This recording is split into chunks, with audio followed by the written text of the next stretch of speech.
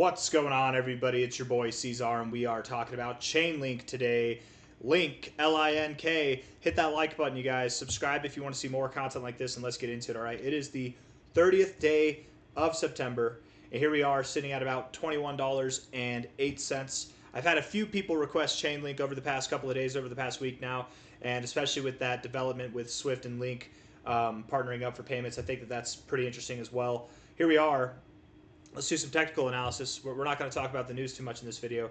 7 hours, 16 minutes left in the day here, left in the 3-day time frame as well, and left in the month. It is the final day of September, you guys. Here we are. And this month, actually, let's just see, how is it closing? Closing on a red note, down 9%. That's okay. You're not the only one, right? You're still above this little plateau here, which I think is nice, right? Where you found resistance, where you found support before, you're still above that. So I think you're in a good position here, right? You look good overall, especially on the monthly time frame. While we're out here, we don't look at the monthly too much. Let's look at it. High to low, bull market high to bear market low. Yeah, you're closing right there at the golden ratio. You look great. You look great. Honestly, you're getting set up to see not just new relative highs, but new all-time highs altogether. And I really do think I would expect that we see new all-time highs by the end of this year. You're at $21. Your minimum target would be at $100 or more. I wouldn't be surprised at all if we were at $100 or more by the end of this year, you guys. Crazy, right? Next quarter of a year, ChainLink pumps. What would that be? Over that'd be like almost a 5x, 4.8x, something like that. Whatever. Anyways, let's zoom in a little bit. Let's do some short-term analysis. We'll zoom back out in a second here. Looking at the 1-hour time frame, you can see things have definitely taken a bearish turn today. I want to look at something with some volume on it. Let's go on Coinbase. Yeah, a little bit of volume. Volume's picking up a little bit. RSI, very volatile.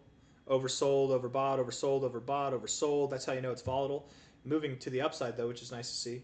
You're in your weaker areas now, and I would expect that you go a little bit lower, but time will tell. We'll see. You could be holding support right here. Stochastics look a little bit bearish, and the MACD looks bearish as well. Looking at the 4-hour time frame, stochastics are bearish. What I don't like here is the RSI. Oh, actually, it might not be bad. Let's see. Maybe I spoke too soon. Let's see. Let's see. See, that line you've broken. This line you haven't broken. It's odd, but it's still, I would say, I feel comfortable enough calling for this to be a upward leaning channel still. It looks like a pretty good, pretty clean, upward sloping bullish trend in the RSI. So you're good as long as you find support here and move up. If this 4-hour candle in the next 3 hours, 14 minutes, if it closes red or you progress lower, you take out that low specifically, I think at that point we'd probably be breaking out of this and you'd likely go to the oversold zone, in which case we might return down to this $20 price area or even a little bit lower. Stochastics, in my opinion, do suggest that we have lower to go. And the MACD actually would suggest that we found our low, but time will tell. We can go lower. The stochastics can come down and we can go lower, but just like barely, right? It depends on how we do it. I would just think, though, if we take out that low, we likely would go a little bit lower as well. Does that mean that we go below this low? No. But let's just see. Low to high. Maybe we go down to $20.73, $20.56, the golden ratio. That could be where we go. That's a happy medium there. Finding support at this low here. And maybe just a little bit lower. It's fine if you do. Let's look at the daily time frame. Let's zoom out a little bit more here. Looking at the daily, yes, it does make sense that we'd go a little bit lower. It makes sense that we'd probably see lower lows, and with these lower highs, lower lows in this trend here, we probably do go into the oversold zone. Damn. Does that mean that we have a lower low than this? That's not the low? Let's just see here. That'd be a 6% drop or more. Let's see. Let's do some thoughts on this. Let's look at this from a low to a high. Low to a high here. Yeah, I guess we are. I guess we are. We're going to go a little bit lower. Wow. And here I thought this whole time we are going to find a higher low. ChainLink likely does drop back down to about $19.50. The statistical probability of this is very high. I would say 70% or more, 80% or more even. Very high. You're at 21.11 cents right now.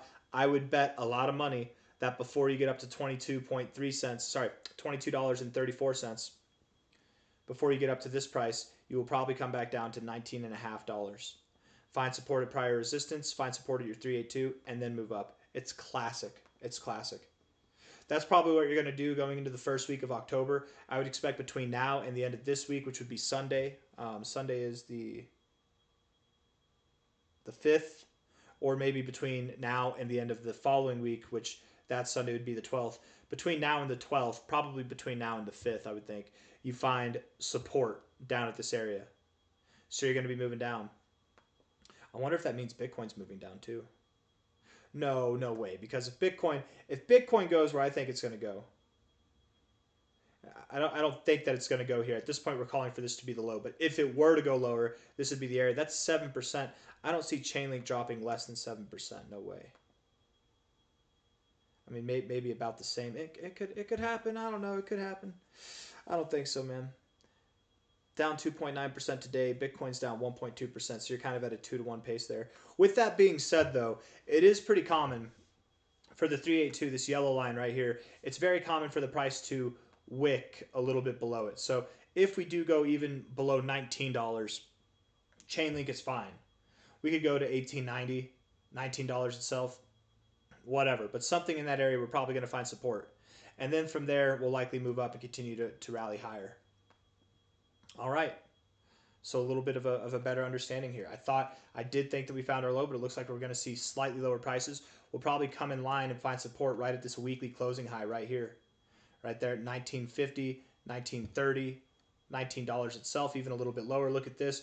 Resistance at a closing point here, support right here, a little bit of resistance right there, a little kiss of death before he went lower, resistance right there, closing resistance right there. It's a significant enough area. It makes sense to me that we'd go there. And let's look at the W here, high to low.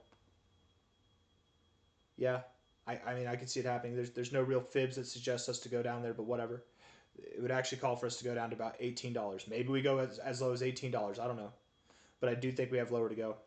Inevitably, ChainLink, you are going to rally. You are going to see new all-time highs. We absolutely will see some dramatic increases in your price. And I would think that your next kind of target areas to consider would be something on the lines of about $42 and beyond. You're at $21 now with the prospects of going just below $20 there. So I wouldn't be surprised in the least if by the end of the year we saw you at about $100 or more, perhaps $83 at a minimum, $100 or more, as high as like $150, something like that up in this zone. And as we progress through the end of this cycle, as we get toward the end of Q2 in 2026, I would think that we are getting closer and closer to this $408 to $531 level at a minimum. And perhaps we get as high, let's see, is this possible? Is a 100x possible for ChainLink? Yeah. Yeah? No. No, it's not. That'd be $1.4 trillion. So no, probably not a 100x. Probably not. So something between $408 and let's say $1,000 psychological resistance, and it's right above your 2272 here. Something in that realm is what I'd expect. ChainLink here, $408. We can make sense out of that because that's a 19x, and that's about average with the average altcoin. I would expect ChainLink at least keeps up with the average altcoin, if not outperforms it. So $400 or more is a safe bet. $1,000 puts you a little bit above double what the average altcoin is going to do, but I could really see that happening as well. I don't have anything else for you guys. I hope you enjoyed the video. If you did, hit the like button, subscribe. Thank you all for being here. Again, expecting some turbulence over the coming days, probably within the next week or so. And then we should be moving up higher going into the end of October and really the end of this year as well. Take care. Bye-bye. See you on the next one.